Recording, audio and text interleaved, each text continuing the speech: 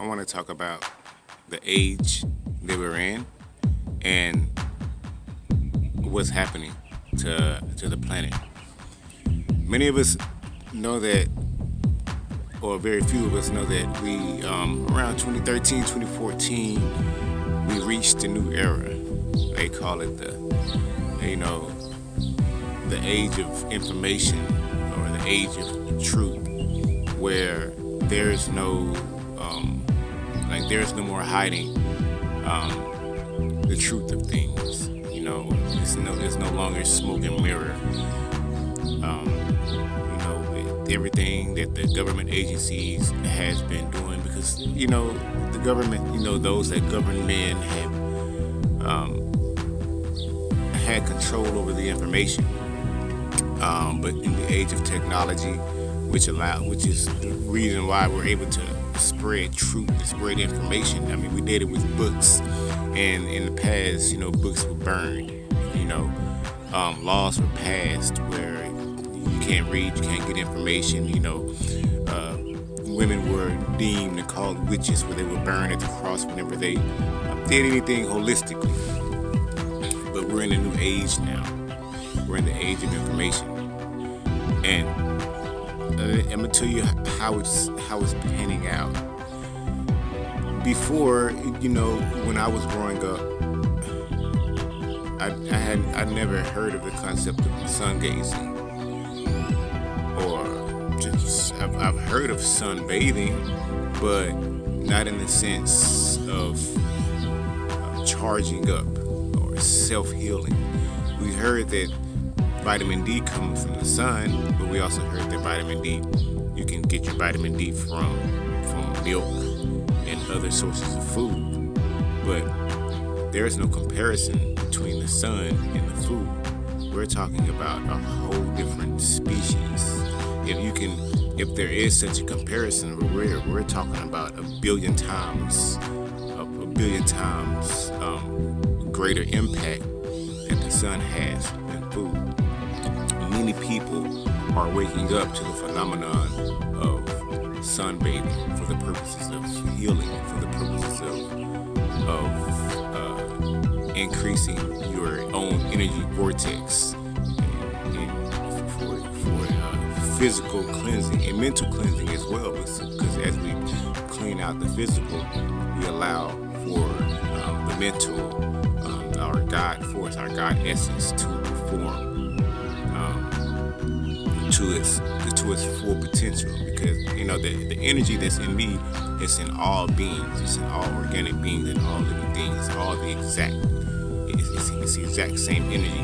The difference is how much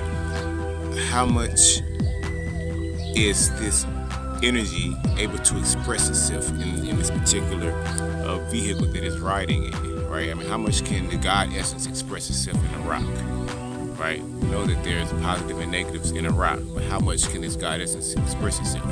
How much can this God essence express itself in a blade of grass, right? How much can it express itself in me, and how much can it express itself in you? That's why you have artists like Jay-Z that go on to be magnificent because the God essence force is expressing itself apparently extremely well, as opposed to an artist that may flop and quit and maybe transfer his energy into drugs, or I don't know. How else does this information transform into the physical in the present day? You got people like myself all over the world making videos about the fact that we're waking up, right? Let's go back to musicians. The artist Nipsey Hussle, he just passed away. I hadn't even heard of him, right? Like, I never even heard of Nipsey Hussle, and then I started listening to his music. I'm like, okay, dang, all right, okay, I like his music. And then what really made me like him is that it was a verse that he mentioned. It was the second verse, and it was the first stanza or whatever, you know what I mean, like the first bar. And he was like, They killed Dr. Sebi because he was teaching health. I love Rick Ross because he is teaching wealth. But what really shocked me is that he was speaking about Dr. Sebi, and Dr. Sebi is it's like the leader in the underground for health and for healing, at least for the Afrocentric community. I'm talking about the black, so-called black man, or the person that has hair like me and has the deepest level of pigmentation or melanin on the face of the planet in regards to human. Right, I'm talking about the hair prototype that I have, and putting all of us in one category, because we have lighter shades, much lighter shades, and much darker shades. I'm talking about that group of people. Now, that group that we call the melanated people. And Nipsey Hussle was speaking at that. And then Stickman, I was listening to Stickman, which is a video, which is, from Dead Prayers. It's bigger than hip hop, back in like 2001, 2002, or 3 or something like that. But also, he made a new album here recently in the past couple of years, maybe 3, 4, 5 years ago. I'm not really sure how long ago it was. But he's talking about, the having the basically doing yoga, having the yoga mat, doing sun salutation, practicing the art of feng shui, having a clean space. You know what I mean? You get out there, you're doing your yoga, you're doing your poses, and you're practicing that art for the purpose of healing. And he's also focused on like his physical body, but he's speaking of like the principles of like universal laws, like all is mental, meaning that I envision myself being rock hard and strong from exercising, from working out, but he's expressing the fact that it begins in the mental. It begins upstairs first. And I'm not talking about in the brain, right? The brain is the physical aspect. I'm talking about the metaphysical aspect, that ethereal place that when we think, it's said that the pineal gland is looking into that ethereal place where it can pull down any set of programs, any set of information that it would like, and that is the conscious. And then we pull that as we continuously meditate on that into the subconscious, and then we again consciously and intentionally move in that form, almost as if my goal is to be wealthy.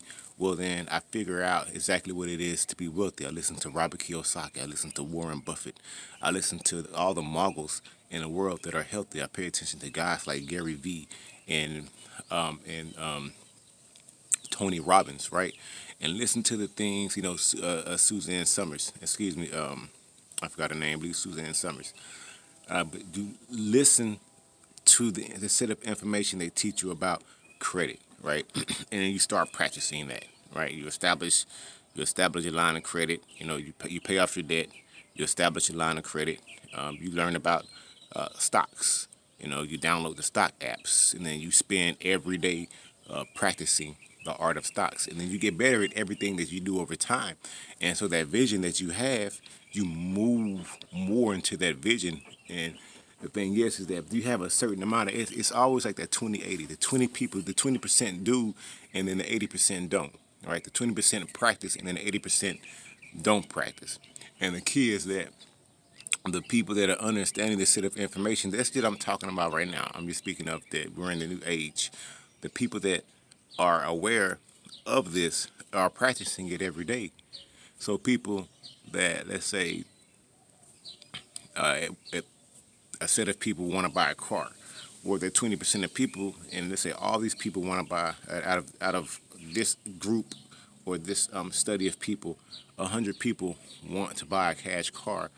20% of that people are going to use the law of the universal laws to accomplish, to gain that car. They're gonna envision it, they're gonna feel it, and they're gonna move strategically in the way to move that. They're not gonna say any place any negative spells on themselves that will disallow for that vision to manifest and to take form, whereas the other 80% are going to say, well, I can't do this, well, I'm in this situation, so on and so forth.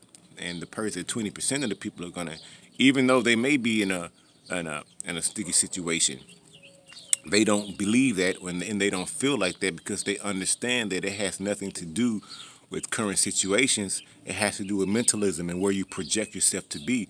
And the universe must conform to your mental projections because there is only one. It appears to be more than one. So while whatever it is that I desire and whatever it is that I mentally project, that must come true if I'm intentionally moving in that particular light. Because mentalism is nothing but light, and light is nothing but energy, and light energy is the same thing. So I'm moving into that energy, and it won't coincide with anyone else because the universe is a beautiful thing where it works like whatever it is that you desire and whatever it is that I desire. The universe is almost like Legos or the Rubik's cube. You can move it'll move itself around so that it'll work for everyone. The universe works for everyone. But man, we're in a beautiful place right now. We're in a very beautiful place right now. And I'm speaking like this because it feels really good to just be able to speak and know that this is going on a social platform, and it may sit there for 5 years and then all of a sudden just blow up. You know, it may be ahead of its time. It may be lagging in behind its time. I don't know. I'm not sure, but I'll continue to randomly post videos, put it out there, and see how it reaches people. You never know what'll happen. It can be 5, 6, 7 years down the road, and personally, I blew up and gained some type of notoriety, and people will start searching back and looking at these older videos, and they may blow up.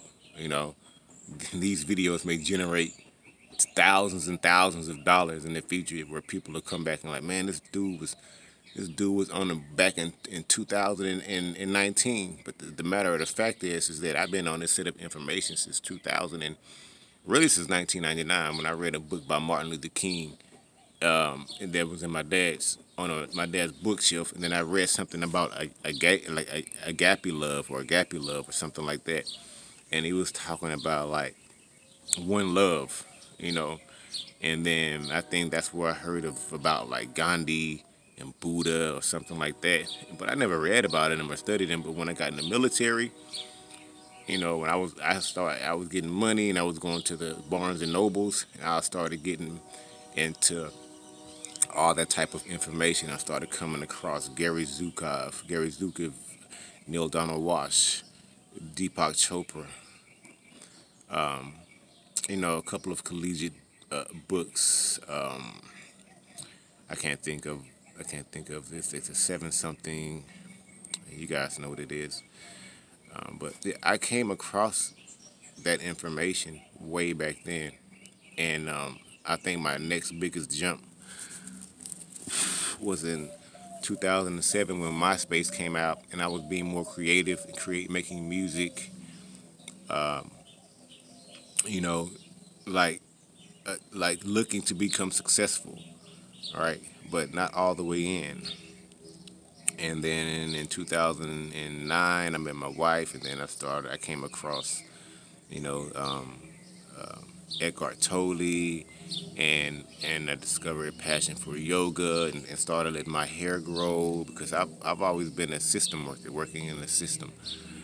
I had the little fade, and I had the little everything cut off and the little mustache, and that was it. And I started letting my hair grow, and then life just started to transform before my eyes, right? Right, not money wise, but like mentally, like I became much more like intelligent. You know what I'm saying? Understanding the power of the mind, understanding the perks of being healthy, of eating healthy. You know, that's how I came across Dr. Sebi. I know Dr. Sebi's food guide to a T. I know about the Afro biomedical balance. I know about the herbs that are in the ground. These are grasses up here, but I understand the herbs that are in the ground. There's a lot that I understand about health. But I'm pushing this video. You know, I'm up in what 15 minutes and 37 seconds. I'm gonna shut it down, and I think I'm just gonna keep freestyling like this. Yeah, peace, love, happiness, and wellness.